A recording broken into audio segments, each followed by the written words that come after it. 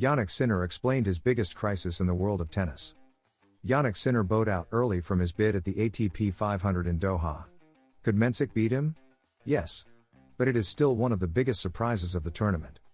The Italian acknowledged his rival's high level of serving, admitted to specific mistakes at key moments, and conceded that he was not entirely sharp in certain decisions, although he made it clear that he is not worried about his current level. I made a couple too many mistakes, but that can happen. I'm a bit upset about how I managed some moments, although it's something that can occur. Every player faces ups and downs. I've had 2 incredible years and now I'm in a small dip, but it's not something that worries me. I know I can play better tennis. In our job we all have ups and downs. With this defeat for Sinner, the ATP 500 Doha trophy seems set up for Carlos Alcaraz, who now has the chance to win another title and extend his reign at the top of the rankings. The gap between the Spaniard and the Italian is 2,850 points, which could widen to 3,150 if the world number 1 maintains his run in Qatar. What's coming in the short term? I know how to come back. I'm very calm, I'm sure the work will pay off, the results will come. Maybe not in Indian Wells or in Miami, but the work will pay off. Nothing's wrong. In the medium term? We are working on the physical side.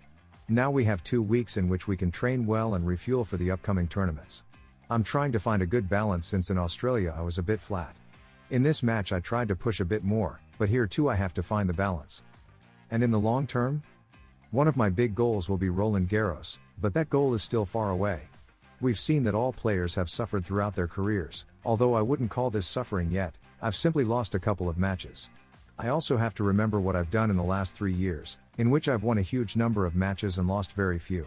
The confidence to play good tennis is there. An Italian tennis legend such as Adriano Panatta has called for respect for Jannik Sinner following the large number of criticisms he has been receiving due to his defeat to Djokovic in Australia and, above all, against Mensik in Doha. The former player pointed to Spain as one of the main sources of criticism toward the current world number 2 in the ATP rankings. Known for always expressing his opinion very vehemently, the Italian legend Adriano Panatta spoke about the current form of Jannik Sinner. Accustomed to excellence in his game, the current world number 2 fell to Novak Djokovic in the semi-finals of the 2026 Australian Open after having conquered the Oceanic Grand Slam twice in a row. However, what really set off alarm bells was the defeat to Jakub Mensik in the quarterfinals of the ATP 500 in Doha. For Panatta, that crisis does not exist. It's logical that they're writing this now and they would be happy if it were true, but I'm sorry to contradict them. Jannik is not in crisis at all, Panatta began, referring to criticism coming from Spain in remarks to La Nuova D's and statements reported by Corriere dello Sport. In conclusion, Panatta is clear that the criticism of Jannik Sinner for his last 2 defeats is unjustified.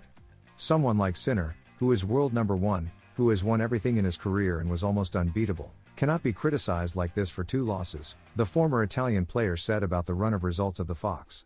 Stan Wawrinka explains why Carlos Alcaraz and Sinner are better than Rafael Nadal, Roger Federer, and Djokovic. The Swiss legend believes that new generations are always going to be better than the previous ones since the evolution of the game is evident. After debuting with a victory in the first round of the ATP in Dubai against Benjamin Hassan, 7-5, 6-3, Stan Wawrinka gave an interview to journalist Rima Bullal in which, among other aspects, he explained why Alcaraz and Sinner are better than Nadal, Federer, and Djokovic. I think the evolution of the game is evident right now. The level is really high, that's for sure. New generations are always going to be better than the previous ones, and we can see it, the Swiss began. For the 3-time Grand Slam champion, the conditions of tennis are increasingly different. The conditions have also changed a bit, with the balls and tournaments a little slower, so the style of play is somewhat different. And if you look at Jannik's and Carlos's current level, it's incredibly high, extremely high. And you still have Novak competing with them, he pointed out. In fact, Wawrinka, who is living his final season as a professional, has one last wish before hanging up his racket, to face Alcaraz. I've had the opportunity to play against Jannik many times, the last matches were really tough. And I hope I can play against Carlos at least once before I retire, he concluded. Second tournament of the year and second title for Carlos Alcaraz. The player from Murcia added the Doha tournament to his resume after defeating the Frenchman Arthur Fils in the final, a victory that also allows him to add 500 valuable points to strengthen his world number 1 ranking. The recent Australian Open champion will total 13,550 points this Monday, with a wide lead over his closest, and in fact only, pursuer, Jannik Sinner, who after falling in the quarterfinals to Jakub Mensik remains on 10,350. Thus, the Spaniard's advantage is 3,200 points, a margin that guarantees him the top spot in the rankings for at least 66 weeks, the same number of weeks Sinner has spent in that position. And that despite the fact that the Italian will add points in every tournament he plays until the Masters 1000 in Rome, because last season he could not compete during that period due to a doping suspension.